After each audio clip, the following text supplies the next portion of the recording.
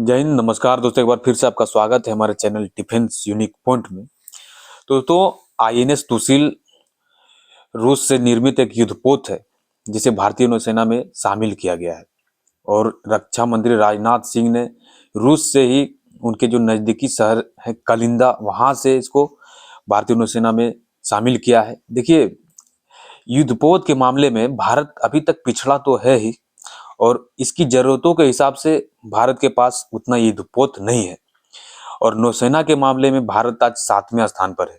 देखिए, पहले स्थान पर अमेरिका, चीन और फिर इंडोनेशिया, रूस, इसी तरह से क्रमबद्ध देश हैं। लेकिन भारत काफी पिछड़ा हुआ है। इतनी बड़ी आबादी में नौसेना के मामले में भारत आज 7वें स्थान पर है, तो कहीं ना कहीं ये बुरी खबर है, क्योंकि भारत के जो समुद्री क्षेत्र है वो काफी बड़ा है, और उसके नजरिए से अब भारत के पास इतने कम युद्धपोत हैं और हमारे नौसेना को 7वां रैंक दिया जाता है पूरी दुनिया में, तो ये एक चिंता का विषय बनता है भारत के लिए। देखिए, भारत से जो आईएनएस तुसिल युद्धपोत को मिला है रूस से, वो ऐसे समय में मिला है जब रूस में वहां पे यूक्रेन से लड़ाइयां हो रही है, रूस यूक्रेन में जंग छिड़ा हुआ है। तो भारत को तय समय पर उन्होंने ये युद्धपोत बना कर दिया है।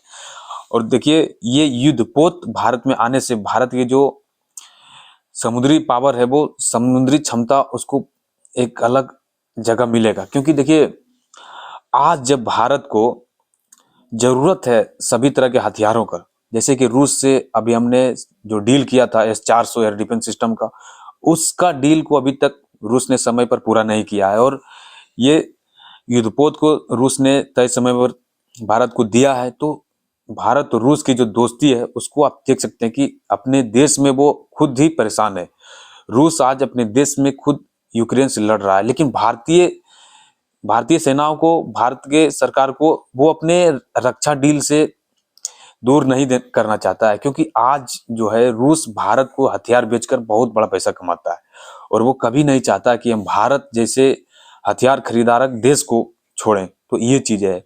लेकिन छोड़िए, आईएनएस तुसिल को भारतीय नौसेना में शामिल हो जाने से कहीं ना कहीं हमारे भारतीय नौसेना की जो फायर पावर है, भारतीय नौसेना की जो पावर इन सभी युद्धपोतों से बढ़ेगा, वो कहीं ना कहीं अत्यधिक होगा। क्योंकि ये जो युद्धपोत है वो नवीनीकरण है, और इसमें 33 प्रकार के जो उपकरण है वो भारत के हैं। और इससे ये आप भी देख सकते हैं कि कहीं ना कहीं भारत अपने मेड इन इंडिया की जो सामानों को यूज करवाता है। अगर दूसरे देश में भी कोई युद्धपोत बन रहा है, तो उसमें अपने भारतीय सामानों को वो लगाता है। और इसकी जो रफ्तार होगी, वो 55 किलोमीटर प्रति घंटा होगी समुद्र में। और इसे रडार से पकड़ने में किसी भी देश सक्षम नहीं होगा, क्योंकि इसे रडार से बचने के लिए भी इसमें खास तरह के उपकरण लगाए गए होंगे।